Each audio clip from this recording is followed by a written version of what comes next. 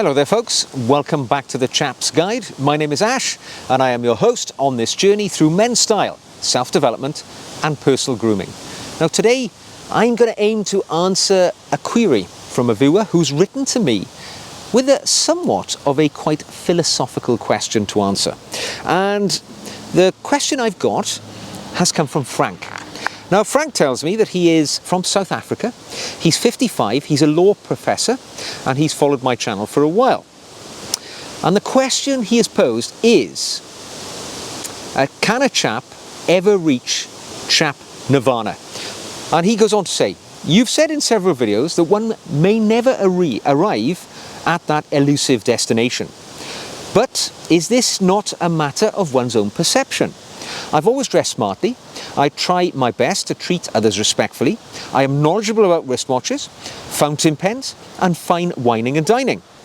But to list a few examples, your channel has helped me greatly over the last few years to up my game. Even more, I recently acquired 2 Swiss wristwatches, some quality men's fragrances and several pairs of Goodyear welted dress shoes. For example, I feel I've improved my sartorial style significantly and to the point that I am very satisfied with my current style situation. In my own mind, I have reached chap nirvana. Of course, I am fully intent on maintaining my current chapdom, but I don't think I can improve my style situation in future, nor do I see the need to do so. I am very happy with my current state of affairs. I think other chaps find themselves in a similar situation. The danger, as I see it, of continuing to pursue chap nirvana, once one has arrived at the position I'm currently in, is that chapdom becomes a purely materialistic pursuit to acquire more stuff. This is not how I perceive a gentlemanly approach to life. I'd appreciate your views on the matter. So basically, Frank is saying, at what point do we arrive at where we can say to ourselves, I've got too much stuff? And it's a very valid point because, you know, we all get there.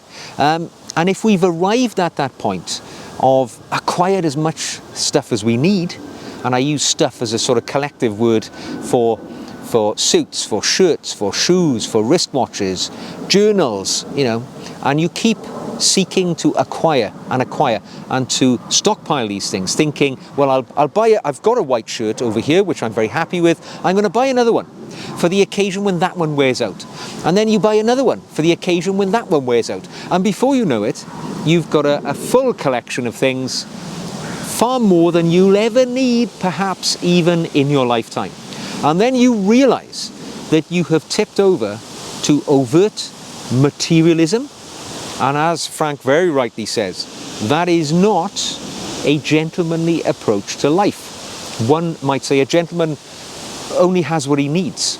Any more than that is excessive consumerism and it ceases to be gentlemanly in nature.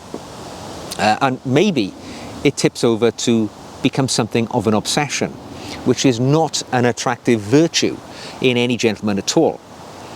So, how do we answer the question, have I got too much stuff? Now, in my own life, I've broached that subject myself. I've had this conversation with myself many times. Probably when I realized I had more material possessions, more clothing for sure, than my wife. And that is a point, as a gentleman, where you can think to yourself, have I gone too far? Have I accumulated too much stuff? And then I actually went a bit further because I converted one of my unused bedrooms into a dressing room, which of course I sold to my wife as saying, this can be a dressing room for the both of us. And I have to admit, I then got a bit miffed when she decided to occupy some of the wardrobe space in our joint dressing room, because to be honest, I wanted it as my dressing room. And then I realized that really, I'd probably tipped over into that point where I had too many things. And it became quite a relevant question for me. Have I got too much stuff? I mean, to shorten my answer, I think yes, I do. But what am I going to do about it? That is more of a question. And the reason is we live in an unprecedented period of human history.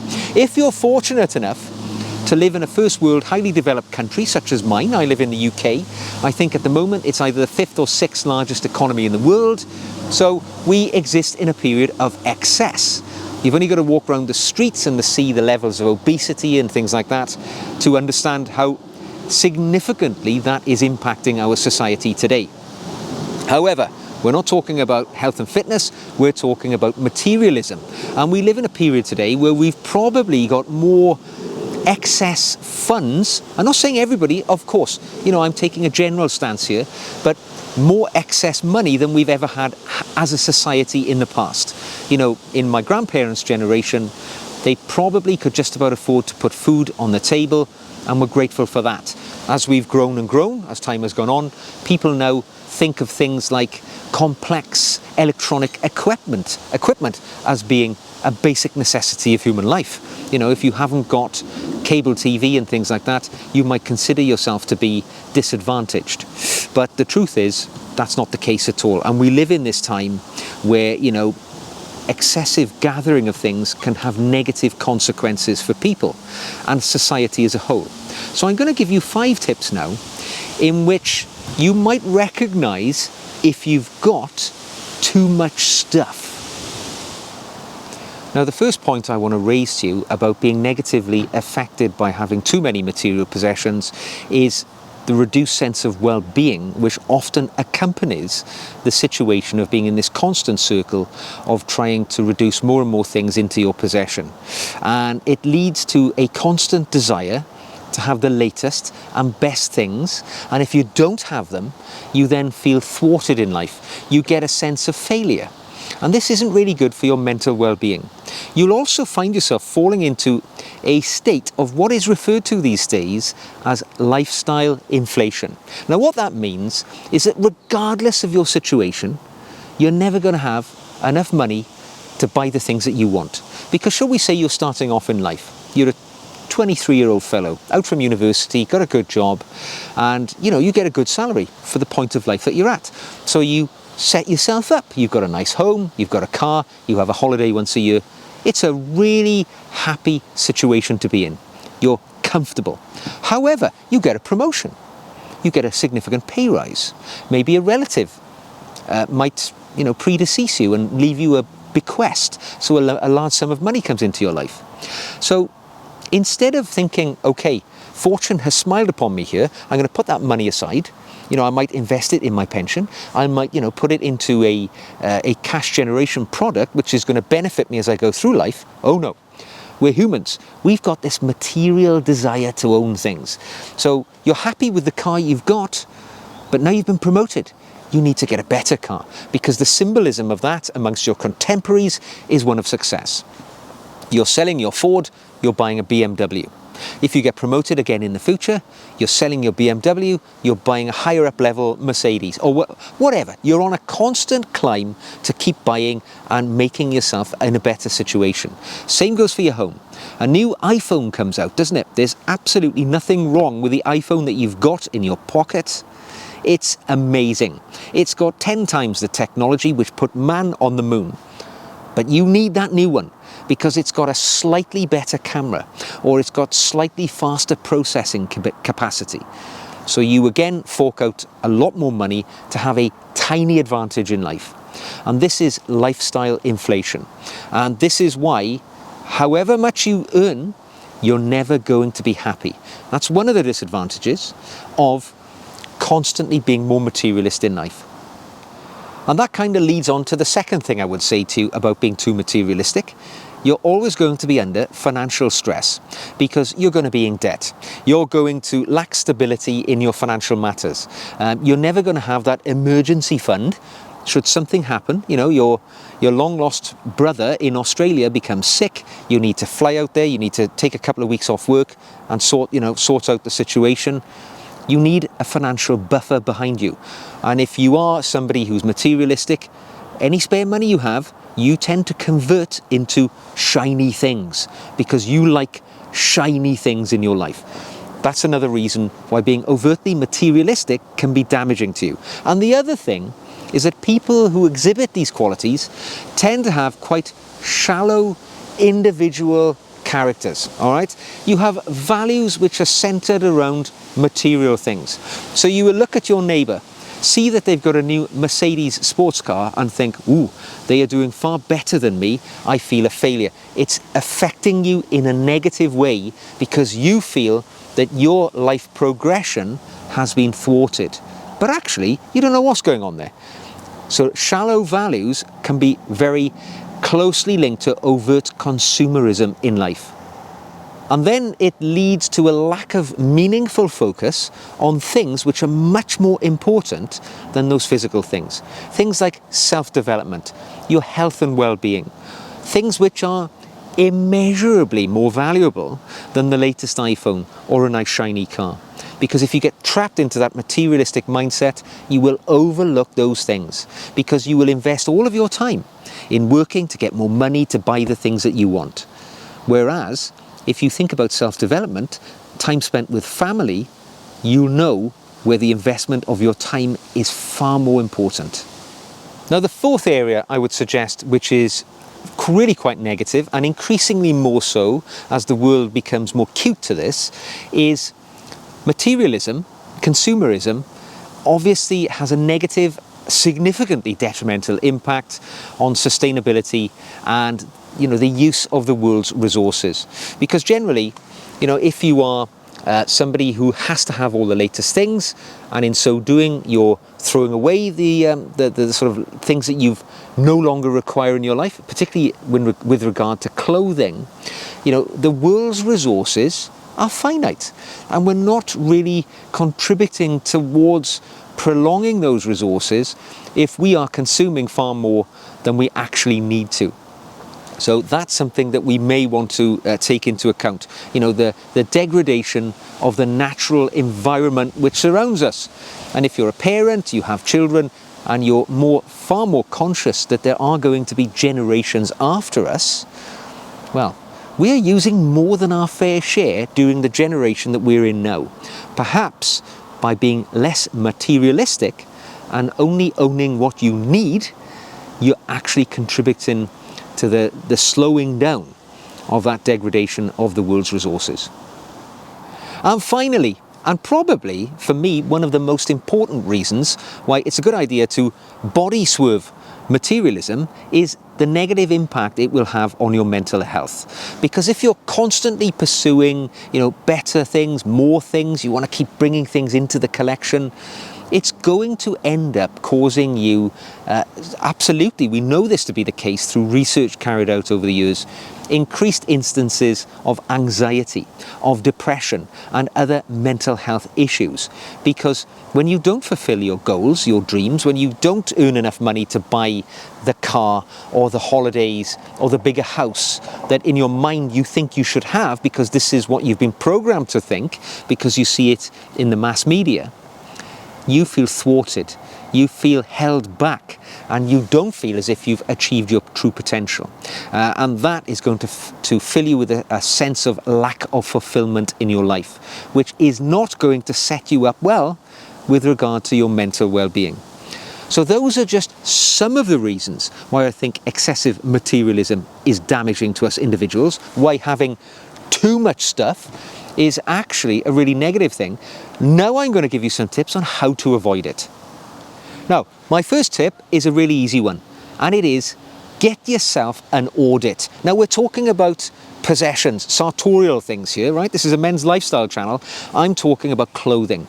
Before you go out on a shopping trip to buy a new shirt, stand in front of your wardrobe, look at what's in there, and if there are 10 shirts, a dozen shirts which fit the category that you're about to go out and buy, you don't need to buy it. Now, an audit can be simple. Get yourself a journal, a simple book like this, and in there write down your sartorial objectives. I want to have 5 white shirts, 4 light blue shirts, 2 pink shirts, and that's going to be me covered. You've set an objective, a goal. Now you've got that goal, go and stand in front of your wardrobe. If you've got 10 white shirts, 8 blue shirts, and 6 pink shirts, you're twice over what you need. You can afford to slim it down and save some money. And you can apply that process to many different elements of your life, not just clothing, when it comes to materialism. But actually writing something down, put something from your mind into a physical form onto a sheet of paper. It makes you accountable, you can plan it, you can see it, you can deal with it. That's why I recommend journaling for good mental health. But certainly an audit in regard to your personal possessions, it can save you a lot of money. And auditing your wardrobe every season also prevents you buying things that you don't want and will have no need for, or you're just doubling up on things that you already have. Don't buy things because you think, well, I'm buying this for when that one wears out.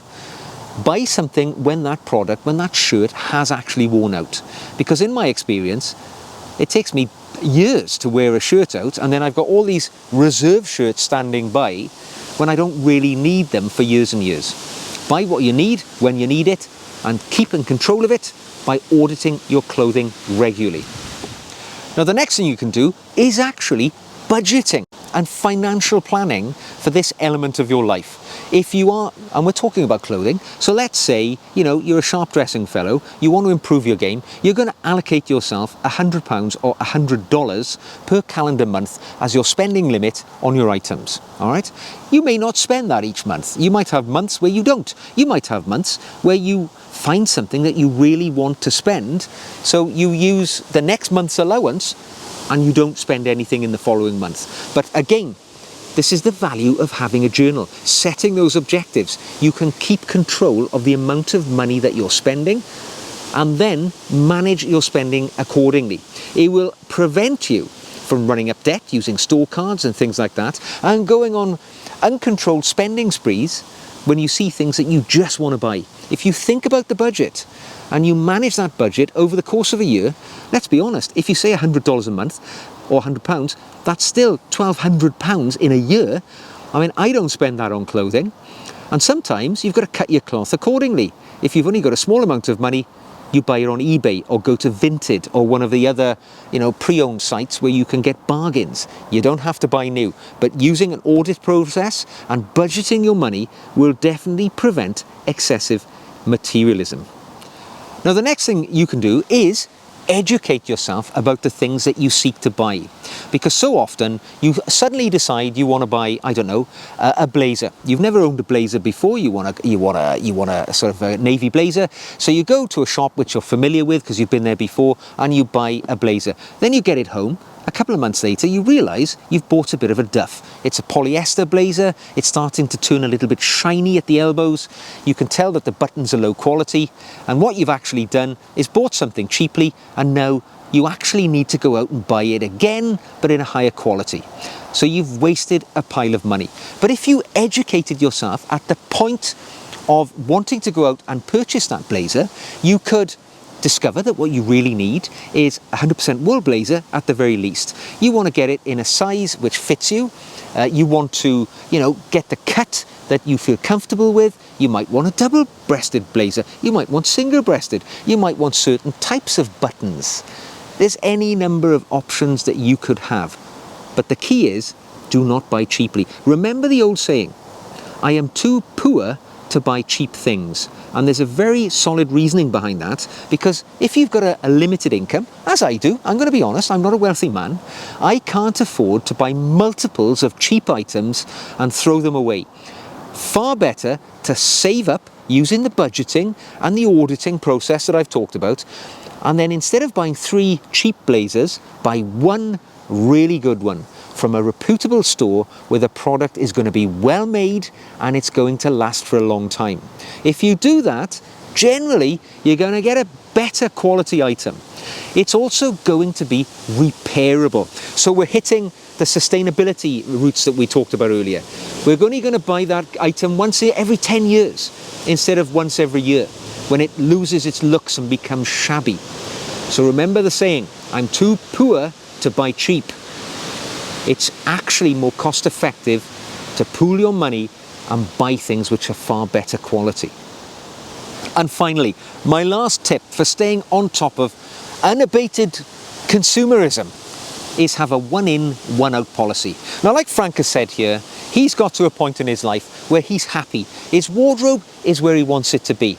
I'd say he's a lucky man.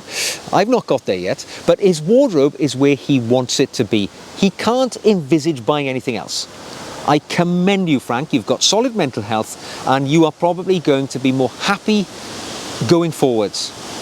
But you will be tempted, all right? You'll be at the sales and you're going to see an item which you think, oh, I wouldn't mind that, and it's half price. I might just buy it. It's those yellow chinos that you've thought you might like. I have a simple policy in my wardrobe: one in, one out.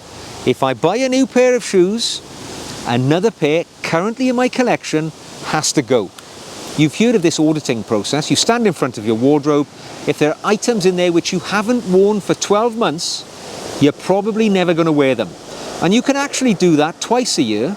If you, particularly in a country like mine where I have seasons, I have seasonal clothing. When I pull my seasonal clothing out, if I didn't wear it last season, I'm probably not going to. Sell it on. Don't throw it away, don't give it away. Sell it on eBay and Vinted, and then use that money to get something new. But have a one in, one out policy. Particularly when you've got to a point that you're satisfied that your wardrobe is where you want it to be. That way, you don't run the risk of just overloading yourself. I kind of do that myself. I've got a shoe rack at home and it holds, I don't know, say 20 pairs of shoes. I will not allow my shoe collection to overflow the shoe rack. If I buy my 21st pair, I've got to fit it into the shoe rack.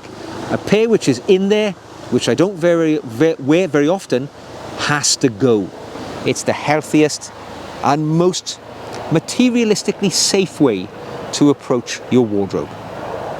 So, in conclusion, remember, beating your rampant desire to keep buying stuff will take time, and it's a gradual process. And it doesn't really kick in until you get to a point that you've got everything that you want or you can envisage needing in the future. But think about it. Simple steps can prevent you wasting your money, overloading your wardrobe, and then feeling guilt about it afterwards, and even being left with debt to pay it all off. Apply these processes and just do one at a time. Pick one of those 5 routes that I suggested to you and apply it this year. And if that works out for you, try it again next year. So there we go. I hope you enjoyed this video. If you did, give it a thumbs up. If you'd like to see more, subscribe. If you'd like to support the channel, you can leave me a comment, you can drop me an email, you can buy me a coffee, or if you want to really join the community and the Chap's Guide family, you can become a patron. It only costs, I think, £3 or £5 per month, and you get access to the additional video content that I create every week for my patrons, as well as being part of our patron community over there. And all of the information about that is in the show notes below. So until the next time, manage your wardrobe carefully, and I will see you again very soon.